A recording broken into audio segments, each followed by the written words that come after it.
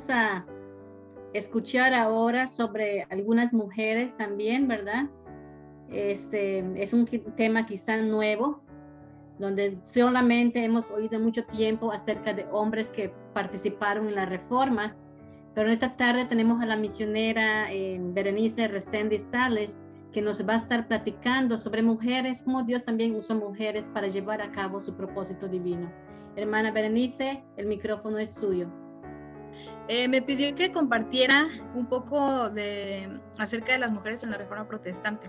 Entonces, me gustaría primero empezar diciendo que es muy, como decía la hermana, a veces como muy poco común escuchar sobre las mujeres en la Reforma Protestante. Casi siempre los nombres que nosotros reconocemos como los reformadores,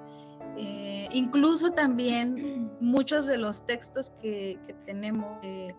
artículos, libros que forman parte de la Reforma Protestante, son escritos por hombres. Pero cuando nosotros investigamos y vamos conociendo un poco más sobre cuál fue el papel que jugaron las mujeres en la Reforma Protestante,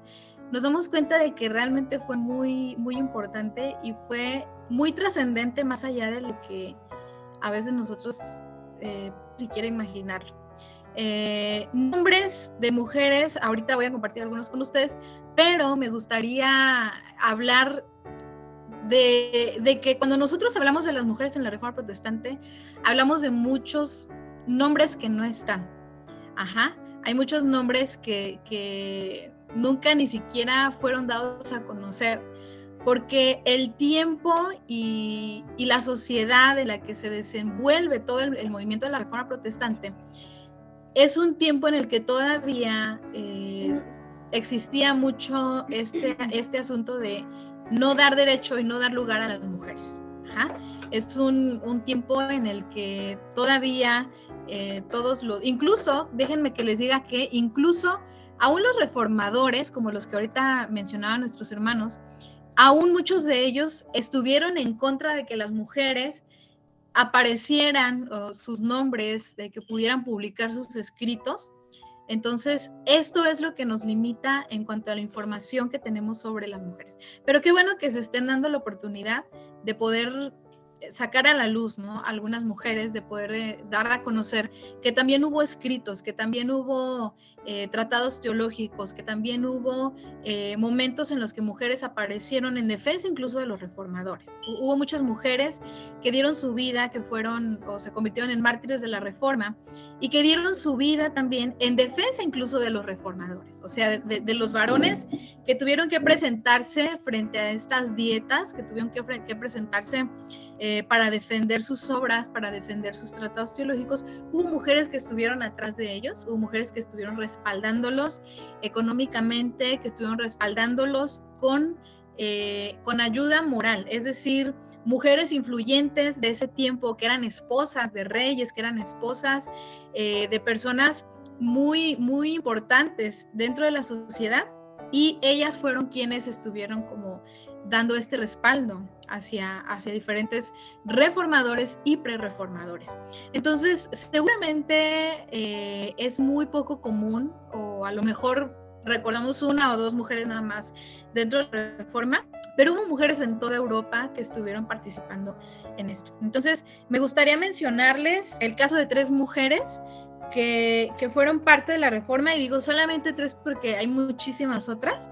pero me gustaría mencionar a Argula von Grambach. Ella fue una mujer que participó de la Reforma, que leía los escritos de Martín Lutero, que leía estos tratados teológicos que pues a ella le cambiaron también la forma de ver el mundo. Y ella fue una mujer que estuvo siempre al pendiente de lo que pasaba con Martín Lutero, que estuvo presente, incluso se le dio la oportunidad de participar en la dieta de Nuremberg. Y bueno, las dietas sabemos que eran estos momentos en los que pues, todos aquellos revolucionarios eran llamados enfrente al clero para que declararan, para que se les hiciera ahí todo un juicio, a ver si ellos desistían de lo que estaban diciendo. Entonces, ella también fue invitada a esta disertación teológica. Entonces, seguramente fue una mujer que tuvo acceso a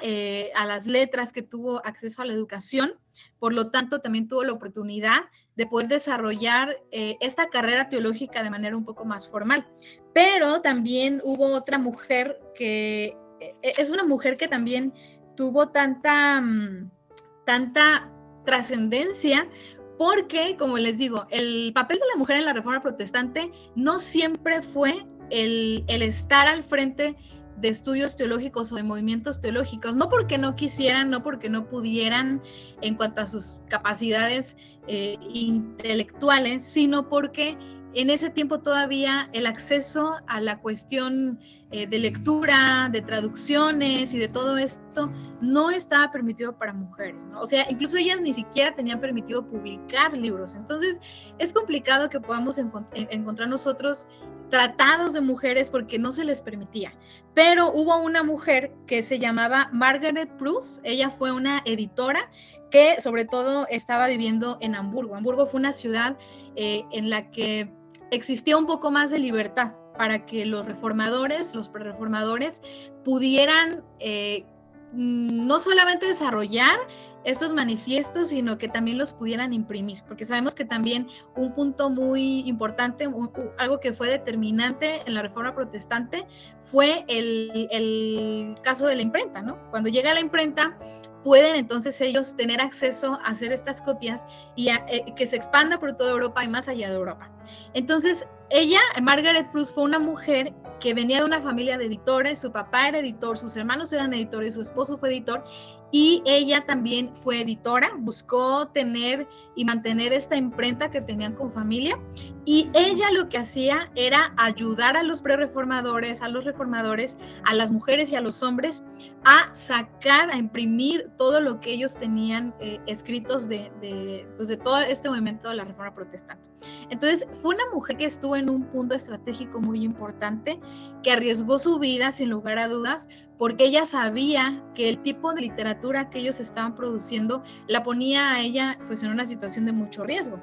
porque no tenían permitido, la Inquisición no les permitía en ese momento el estar haciendo este tipo de literatura. Sin embargo, ella pues tenía una pasión, tenía un anhelo por querer contribuir y distribuir esto, que se diera a conocer, que otros que estaban intentando alzar la voz y decir cosas, tuvieran esa voz. Entonces, ella fue una mujer que también trascendió por esa valentía. Otra mujer también fue Marie Dentier,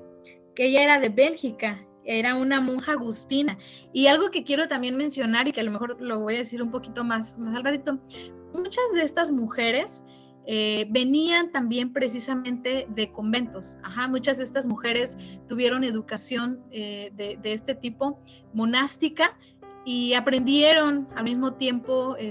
por eso es que tuvieron el acceso a cierta información, por eso es que tenían el acceso un poco más sencillo a poder estudiar, que sabían incluso leer, que sabían escribir, que sabían sobre otras disciplinas que estuvieron alrededor de la teología y de la Biblia. Entonces, ella fue una mujer que venía precisamente de esta línea agustina. Y también lo que ella hizo fue escribir particularmente una epístola, una carta que estaba dirigida a otra mujer que se llama Margarita de Angulema. Entonces, esta carta es muy famosa porque ella le escribe a Margarita diciéndole lo que le había pasado a Lutero. Cuando empezaron a acechar a Lutero, cuando empezaron pues sí, como a querer sacarlo, ella le explica a través de esa carta por qué estaba en contra de que el clero estuviera atacando a Martín Lutero, o sea, por qué estaba defendiéndolo. Entonces podríamos decir que esta carta es como una apología, una apología, era una defensa hacia lo que estaba haciendo Martín Lutero, y así como ella, encontramos muchos ejemplos de mujeres que hicieron lo mismo, o sea, de mujeres que estuvieron tratando de defender, que alzaban la voz, que se metían entre los movimientos ahí, que a lo mejor no nos imaginaríamos nosotros a mujeres de ese tiempo, entre toda la revuelta, ¿no? que se hacía, porque hubo también guerras, hubo luchas, hubo sangre, hubo armas, y también ahí estaban las mujeres. Muchos de sus nombres no están, muchas de estas mujeres, se dice que en ciertos momentos en los que hubo matanzas hacia los protestantes, mucho, por ejemplo, como 30% de ese porcentaje eran mujeres que morían, y que morían también por defender su fe, que morían por defender las cosas que ellas mismas también o escuchaban o descubrían en las escrituras. Podía ser de este alcance que ellas habían tenido, o de lo que escuchaban de otros reformadores que a lo mejor sí tenían la oportunidad de tener este acceso. Entonces, pues hay muchas otras mujeres, por ejemplo, Elizabeth de Leeuwarden también, ella fue una mujer que trabajó mucho.